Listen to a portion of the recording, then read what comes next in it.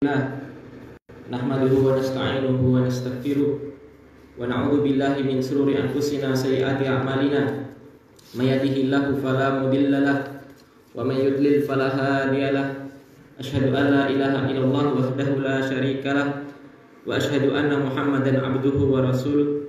Allahumma shalli ala sayyidina Muhammad wa ala alihi wa ashabihi wa man tabi'ahum bi ihsan ila yaumiddin, amma ba'd. Qala Allah tabaraka wa ta'ala fil Qur'anil Karim, ya ayyuhalladzina amanu taqullaha haqqa tuqatih wa la tamutunna illa wa antum muslimun. Ya ayyuhan nasu taqu rabbakumul ladzi khalaqakum min nafsin wahidah wa khalaqa minha zawjaha wa bassa minhuma rijalan katsiran wa nisaa'a wa taqullaha alladzi tasaaluna bihi wal arham innallaha kana 'alaikum raqiba. Ya ayyuhalladzina amanu taqullaha wa qulu qawlan sadida yuslih lakum a'malakum wa yaghfir lakum dhunubakum wa may yuti'illaha wa rasulahu faqad faza fawzan 'azima, amma ba'd. Fa inna asdaqal haditsi kalamullahi azza wa jalla wa khairul huda huda Muhammadin sallallahu alaihi wasallam wa syarrul umuri muhdatsatuha fa inna kulla muhdatsatin bid'ah wa kulla bid'atin dhalalah wa kulla dhalalatin finnar. Ma'asyiral muslimin, sidang khutbah salatul Jumat rahimani wa rahimakumullah. Kita syukuri nikmat Allah Subhanahu wa taala, dan sebesar-besar nikmat ialah nikmat hidayah. Tatkala seluruh anggota badan kita, fisiknya maupun batinnya, tunduk kepada Allah Subhanahu wa taala,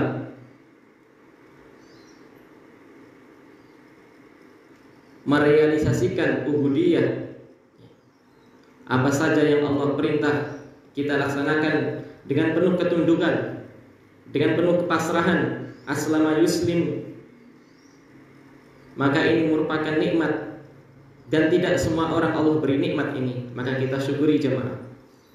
Salawat serta salam kita aturkan kepada Nabi kita Muhammad sallallahu alaihi wasallam.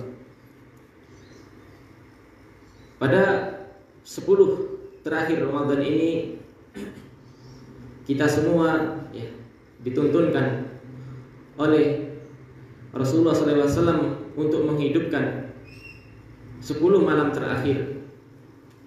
Dan 10 malam terakhir ini termasuk dalam ayat wal fajri walayalin asr, yakni malam-malam yang 10 yang paling utama dari seluruh malam sepanjang tahun. Nabi tidak memerintahkan untuk lebih giat dari 30 atau 29 bulan Ramadan ini, kecuali Nabi tekankan pada 10 akhirnya. Di malam-malam yang 10 itu ada terkandung satu malam yang lebih utama daripada 1000 bulan lamanya. Apa yang Allah inginkan? Hikmah terbesar ialah agar umat Islam ini bisa mengejar keutamaan umat-umat sebelumnya yang mereka sujud ruku selama 1000 tahun, ratusan tahun umur orang-orang sebelum kita. Adapun umur kita sangat pendek, sangat jarang bisa 1000 bulan lamanya. Tidak hanya itu, hikmah yang terkandung untuk menghidupkan 10 malam terakhir dan mencari malam Lailatul Qadar yang kita semua tidak bisa memastikannya apakah malam 27 beneran, karena malam itu berpindah-pindah seperti perkataan para ulama. Hikmahnya ialah agar kita tidak lalai di akhir-akhir penghujung kita, di Ramadan kita. Maka bila direalisasikan di kehidupan sehari-hari, apa yang Allah inginkan dari kita, yakni agar kita memperbaiki sebaik-baik amalan di akhir penghujung usia kita.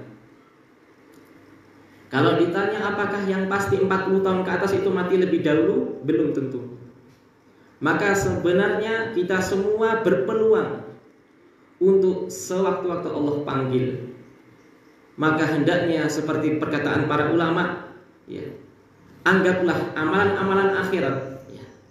Untuk mengejar amalan akhirat itu, bayangkan Anda itu seperti besok mau mati. Itulah perkataan para ulama. Jamaah rahimani wa rahimakumullah, tidak jauh dari pembahasan kita kali ini, Imam Ibnul Qayyim menyampaikan suatu kiat jitu, resep yang mungkin sangat jarang manusia memahami, manusia bisa melihat dari perkataan-perkataan selain beliau. Beliau menyampaikan ada cara tercepat, cara termudah agar seseorang itu bisa mendekat kepada Allah Subhanahu wa taala, kemudian Allah berikan Darussalam, Allah berikan surga, negeri keselamatan di akhirat. Kata Imam Ibnul Qayyim dalam kitabnya Al-Fawaid, beliau menyebutkan singkatnya panjang lebar, yakni agar kita memanfaatkan umur kita. Umurnya diapain? Umur itu ada 3. Yang pertama ialah umur yang sekarang kita hadapi sekarang ini, detik ini. Kita semua sholat Jumat di masjid ini.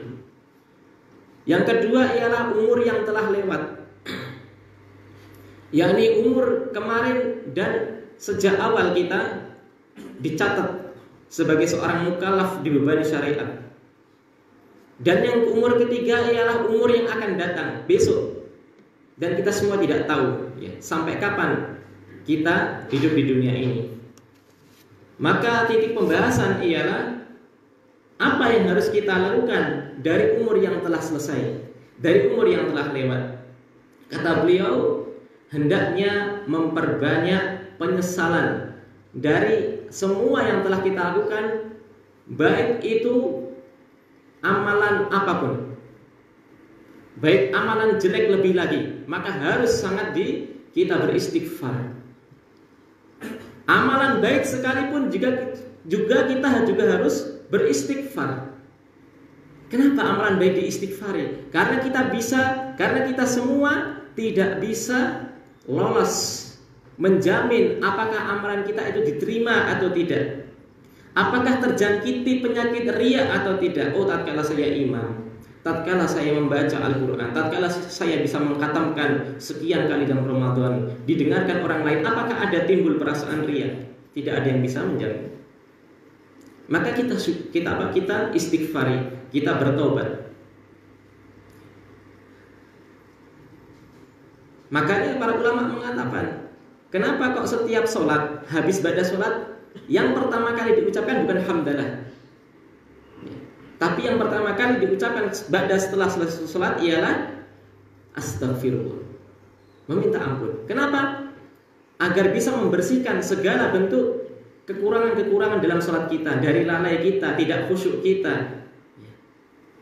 Allah Subhanahu wa taala berfirman terkait dengan taubat dalam surat At-Tahrim ayat 8, ya ayyuhalladzina amanu tubu ilallahi taubatan nasuha. Wahai orang-orang yang beriman.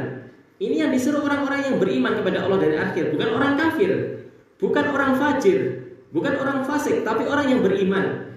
Disuruh apa? Bertaubatlah kalian kepada Allah Subhanahu wa taala dengan taubatan nasuha.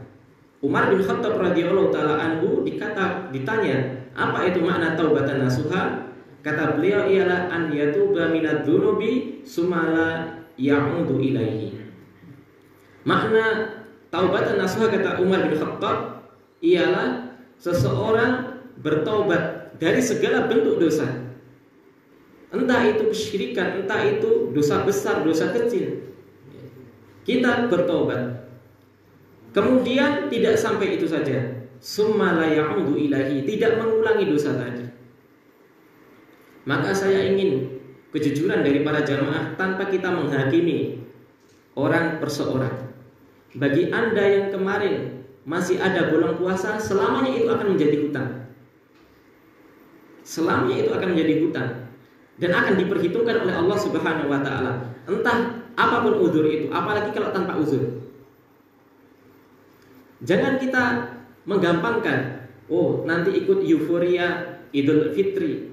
Oh nanti gampang kalau mati karek ngundang 70 wong kon nahlilke di istighfarne selesai. Tidak semudah itu. Kalaupun iya amalan itu diamalkan, apakah dicontohkan oleh para ulama, apakah dibenarkan? Jangan memandang kebiasaan manusia umumnya ngamalnya ngeten iki. Tapi dibuka di kitab para ulama, apakah seperti itu dituntunkan, dicontohkan? Ya. Maka bertobat. Ya. Ayat yang kedua ialah watubu ilallahi jami'an ayyuhal mu'minun la'allakum tuflihun. Dan bertobatlah kalian kepada Allah seluruhnya. Kalian semua bertobat, ya. Wahai orang-orang yang beriman, agar kalian menjadi orang yang tuflihun, falah, beruntung. Beruntung di dunia dan beruntung terlebih lagi yang paling penting ialah beruntung di akhirat. Saat seseorang dihindarkan dari api neraka.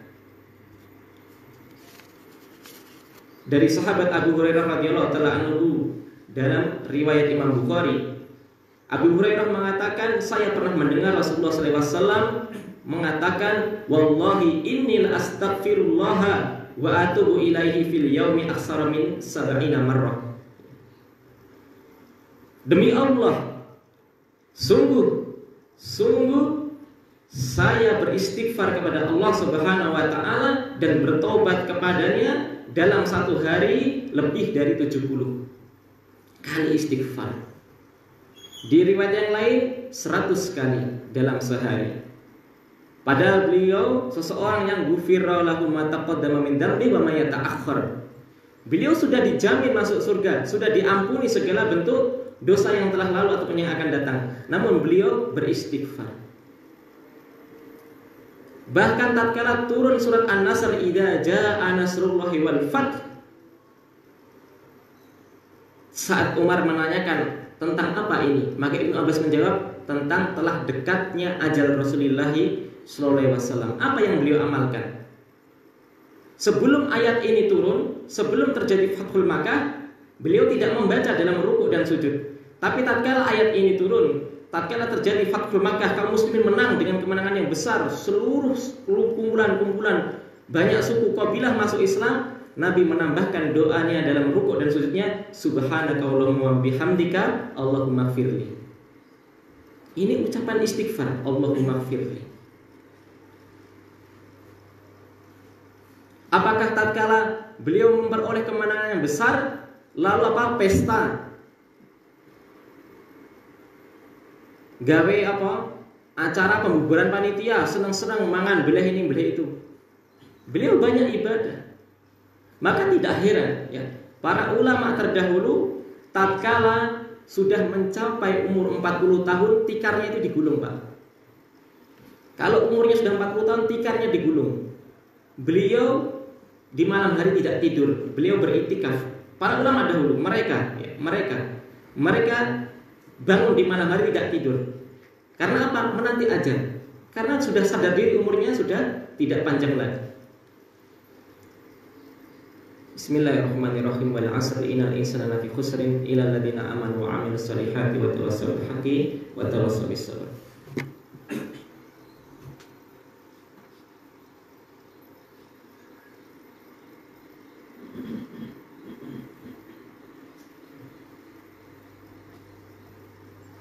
Alhamdulillah wassalatu wassalamu ala Rasulillah. Ittaqullah faqad fazal muttaqun. Kaum muslimin rahimani wa rahimakumullah. Selesai pembahasan umur yang telah lalu. Maka perbanyak apa? Perbanyak istighfar. Ya. Entah kita pendosa, entah kita ini orang yang katanya orang soleh, semua wajib beristighfar, memperbanyak taubat kepada Allah Subhanahu wa taala. Dan jangan pernah berputus asa dari rahmat Allah Subhanahu wa taala. Siapapun kita, mau badan kita tatuan awak kujur, mau dulunya mendem, medok, main dan yang selainnya, selama kita bertobat dengan taubatan nasuha hingga Allah wafatkan kita di atas kalimat la ilaha illallah, yakin Allah pasti mengampuni. Yakin pasti Allah mengampuni.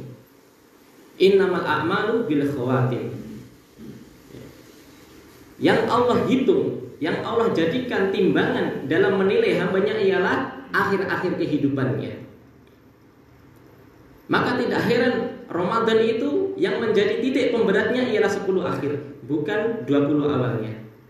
Ya. Walaupun kita diperintahkan dari awal untuk bersungguh-sungguh. Ya.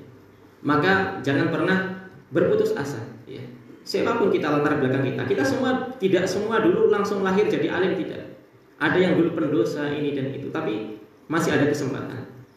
Waktu yang kedua, umur yang kedua, atau umur yang ketiga, ya, karena umur sekarang tidak kita bahas. Ya. Kalau umur sekarang ya kita beramal soleh. Ya.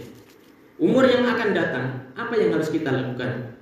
Umur yang akan datang besok, apa yang harus kita lakukan? Senantiasalah, kata beliau, ya, Ibnu Qayyim al-Jauziyah rahimahullah, perbanyaklah niat, perbanyaklah cita-cita untuk beramal soleh.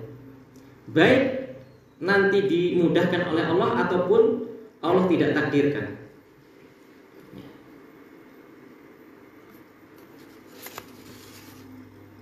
Nabi Muhammad SAW bersabda dalam hadis riwayat Ibnu Abbas dari Imam Muslim atau Bukhari Muslim, ya, dalam hadis qudsi, ya, potongannya Allah Subhanahu wa taala berfirman dalam hadis qudsi tadi, "Faman hamma bihasanatin falam ya'malha katabahallahu tabaraka wa ta'ala indahu hasanatan kamilatan." Ya. Maka barang siapa yang memiliki himmah, niatan yang kuat, keinginan yang kuat, cita-cita yang tinggi untuk melakukan suatu amalan soleh. Oh, nanti habis selesai Lebaran saya akan berpuasa apa? 6 hari bulan Syawal. Nanti seperti puasa setahun penuh, kata Rasulullah SAW. Saya sudah berniat sejak sekarang. Ya. Akan tetapi orang yang berniat ini, kata Allah, falam ya'malha, belum sempat untuk mengamalkan. Belum sempatnya bukan karena dia nggak mau, tanpa udzur, bukan, tapi kan ada udzur, mungkin sakit, mungkin meninggal. Dia sudah meniatkan. Lalu bagaimana seperti ini? Maka Allah akan tulis baginya satu kebaikan, yakni satu pahala, tanpa beramal.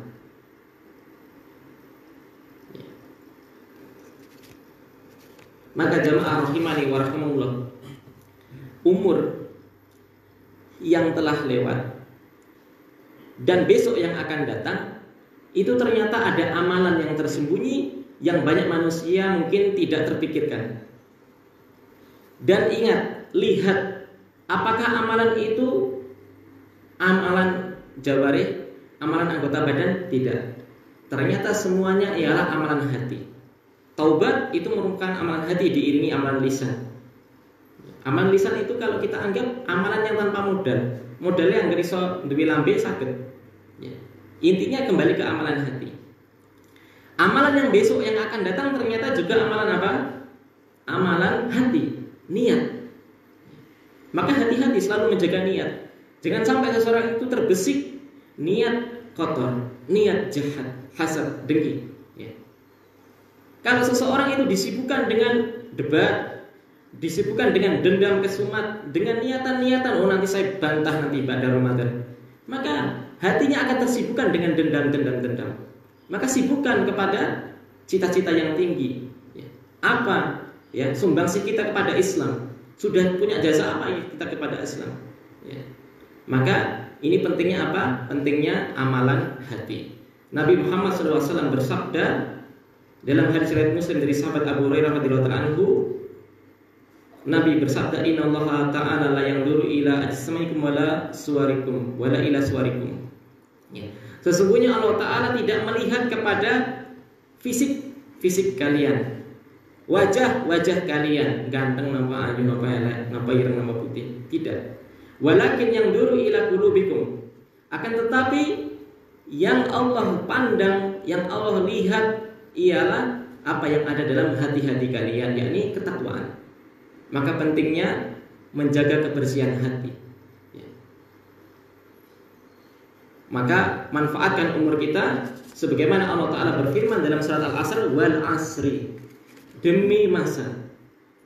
Allah Ta'ala bersumpah, ya, seluruh manusia itu merasa apa? Akan menghadapi yang namanya kerugian. Kecuali ada 4 orang. Yang pertama ialah orang yang beriman. Lalu yang kedua beramal soleh. Lalu yang ketiga ialah orang yang mewasiatkan dalam hal kesabaran dan kebaikan. Wa tawassaw bil haqqi wa tawassaw bis sabr. Nasihat menasihati dalam amar ma'ruf nahi munkar dan sabar di atas ketiga perkara tadi. Innallaha malaikatahu yusholluna 'alan nabi ya ayyuhalladzina amanu shallu 'alaihi wa sallimu taslima. Allahumma